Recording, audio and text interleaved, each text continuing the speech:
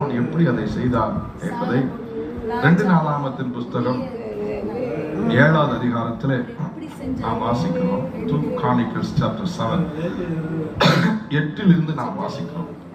அக்காலத்தில் தானே சாலமோனும் ஆமாத்தின் எல்லையிலிருந்து எகிப்தின் நதி மட்டும் வந்து அவனோடு கூட இருந்த மகா பெரிய கூட்டமாகிய இஸ்ரவேல் அனைத்தும் 7 நாள் அளவும் பண்டிகையை ஆசரித்து 8ஆம் நாளை விசேஷித்து ஆசரிப்பு நாளாய் கொண்டாடினார்கள்.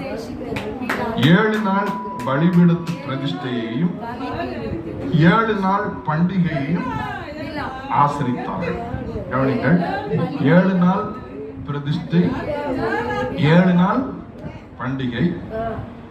அந்த 9வது வசனத்தை நீங்கள் கவனித்து பார்த்தால் 8ஆம் நாளை விசேஷித்த ஆசரிப்பு நாளாய் கொண்டாடினார்கள். அப்படி என்றால் அந்த 8ஆம் நாள் எங்கே வருகிறது என்று கேட்கிறீர்கள் என்றால், அந்த முந்தின 8ஆம் வசனத்தில் நீங்கள் கவனித்து பார்த்தால், பெரிய கூட்டமாகிய இஸ்ரவேல் அனைத்தும் 7 நாள் அளவு பண்டிகையை ஆசரித்து பண்டிகைக்கு அடுத்து வருகிற நாள் தான் 8ஆம் நாள். The day after the days of the feasts.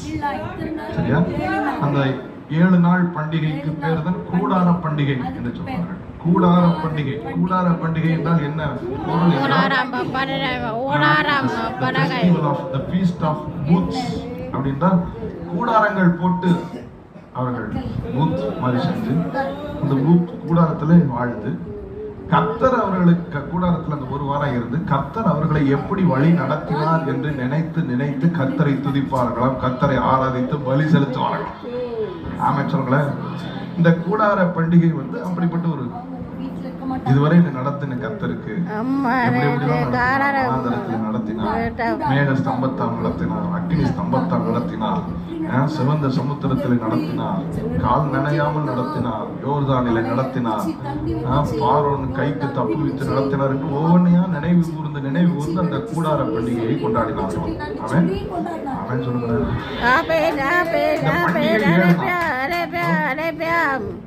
பலிபீடத்தின் பிரதிஷ்டை ஜெபம் 7 நாள், பண்டிகை 7 நாள், பண்டிகைக்கு அடுத்த 8ஆம் நாள் விசேஷித்த ஆசரிப்பு. பண்டிகைக்கு அடுத்த நாள் 8ஆம் நாள் விசேஷித்த ஆசரிப்பு நாள். இப்போ இதெல்லாம் தேவைதானா அப்படின்னு நீங்க கேட்பீங்கன்னா, உங்களுக்கு தேவையோ இல்லையோ அதான் நான் சொன்னேன், இது ஸ்பிரிட் வேர்ல்டு. என்னை ஸ்பிரிட் வேர்ல்ட் நடத்தும் போது நான் அதற்கு ஈல்டு பண்ணுகிறேன். ஆமென் சொல்லுங்களேன். எனவே இன்று மாலை தொடங்கி 7 நாட்களுக்கு நாம் அந்த இடத்துல ஜெபிக்க போகிறோம். எத்தனை நாளுக்கு?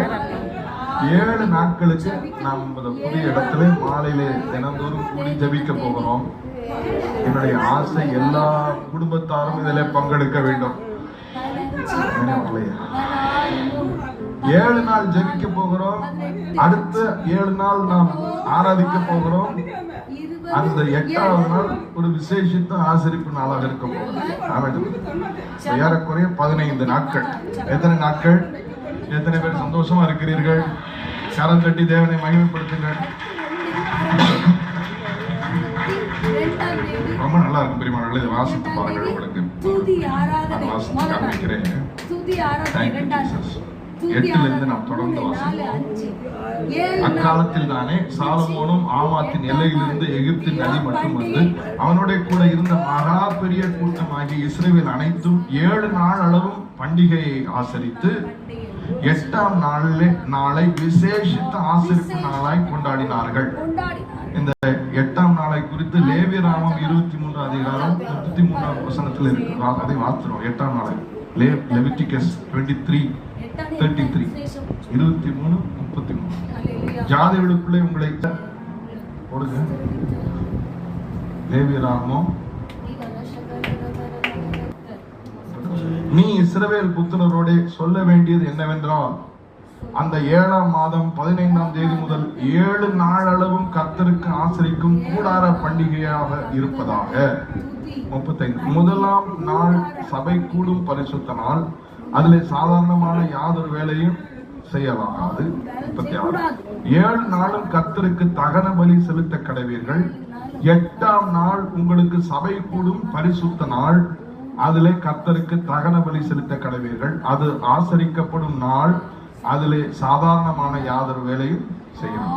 இதெல்லாம் ஒரு பிரமாண காலத்திலே கர்த்தர் மோசேயை நடத்திய விதங்கள்.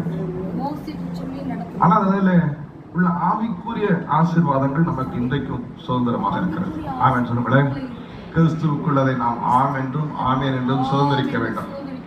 நாம் இதை ஏன் இந்த 8ஆம் நாள் 7 நாள் இதெல்லாம் ஏன் கொண்டாடுகிறோம்? இந்த 7 நாள் 15 நாள் முடிவில் என்ன நடந்தது என்றதை நான் உங்களுக்கு வாசித்து காண்பிக்கிறேன். வாசிப்போம். அந்த 2 நாளாகும் 7ஆம் அதிகாரத்துல 9ஆம் வசனம். 8ஆம் நாளை விசேஷித்த ஆசரிப்பு நாளாய் கொண்டாடினார்கள். 7 நாள் பலிபீடத்து பிரதிஷ்டையும் 7 நாள் பண்டிகையையும் ஆசரித்தார்கள். 7ஆம் மாதத்தின் 23ஆம் தேதியிலே தங்கள் தங்கள் கூடாரங்களுக்கு போக ஜனங்களுக்கு விடை கொடுத்தார். கர்த்தர் தாவீதுக்கும் சாலமோனுக்கும் தமது ஜனமாகிய இஸ்ரவேலுக்கும் செய்த நன்மைக்காக சந்தோஷமும் மன மகிழ்ச்சியுமாய் போனார்கள். அடுத்தது 11ஆம் வசனம். இவ்விதமாய் சாலமோன் கர்த்தருடைய ஆலயத்தையும் ராஜ அரண்மனையும் கட்டி தீர்த்தான். கர்த்தருடைய ஆலயத்திலும் தன் அரண்மனையிலும் சாலமோன் செய்ய மனதாய் இருந்ததெல்லாம் அனுகூலம் ஆயிற்று. கைகளை தட்டி தேவனை மகிமைப்படுத்து. இன்னைக்கு சாயங்காலம் வந்து பயந்துடாதீங்க. ஆனா எல்லாம் அனுகூலம் ஆயிரும். அவன் குறித்த நேரத்தில் சகலத்தையும் செய்ய வல்லவர். அவன் செய்ய நினைத்தது ஒன்று கூட தடைபடாது. கர்த்தருடைய ஆலயத்திலும் தன் அரண்மனையிலும் சாலமோன் செய்ய மனதாய் இருந்தது எல்லாம் அனுகூலமாயிற்று. கர்த்தருடைய ஆலயத்திலும் தன் அரண்மனையிலும் சாலமோன் செய்ய மனதாய் இருந்தது எல்லாம் அனுகூலம் ஆயிற்று. கர்த்தருடைய ஆலயத்திலும் தன் அரண்மனையிலும் சாலமோன் செய்ய மனதாய் இருந்தது எல்லாம் அனுகூலமாயிற்று. எத்தனை பேர் சந்தோஷமாய் தேவனுக்கு மகிமை செலுத்த விரும்புகிறீர்கள்?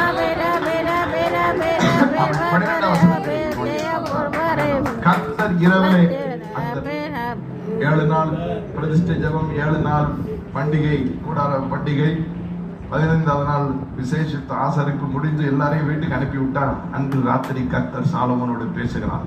கர்த்தர் இரவிலே சாலமோனுக்கு தரிசனமாகி, நான் உன் விண்ணப்பத்தை கேட்டு இந்த ஸ்தலத்தை எனக்கு பலியிடும் ஆலயமாக தெரிந்து கொண்டேன். அடுத்த 13ஆம் வசனம். நான் மழையில்லாதபடிக்கு வானத்தை அடைத்து அல்லது தேசத்தை அழிக்க வெட்டுக்கிளிகளுக்கு கட்டளையிட்டு அல்லது என் ஜனத்திற்குள் கொள்ளை நோயை அனுப்பும் போது என் நாமம் தரிக்கப்பட்ட என் ஜனங்கள் தங்களை தாழ்த்தி ஜெபம் பண்ணி என் முகத்தை தேடி தங்கள் பொல்லாத வழிகளை விட்டு திரும்பினால் அப்பொழுது பரலோகத்தில் இருக்கிற நான் கேட்டு அவர்கள் பாவத்தை மன்னித்து அவர்கள் தேசத்துக்கு சேமத்தை கொடுப்பேன். 15ஆம் வசனம். இந்த ஸ்தலத்திலே செய்யப்படும் ஜெபத்திற்கு என் கண்கள் திறந்தவைகளும் என் செவிகள் கவனிக்கிறவைகளுமாயிருக்கும். இந்த ஸ்தலத்திலே இந்த ஸ்தலத்திலே செய்யப்படும் ஜெபத்திற்கு என் கண்கள் திறந்தவைகள் என் செவிகள் கவனிக்கிறவைகளுமாய் இருக்கும். என்ன அற்புதமான வார்த்தை! வாக்குத்தத்தம் பாருங்கள். கைகளை தட்டி தேவனை மகிமைப்படுத்தும்.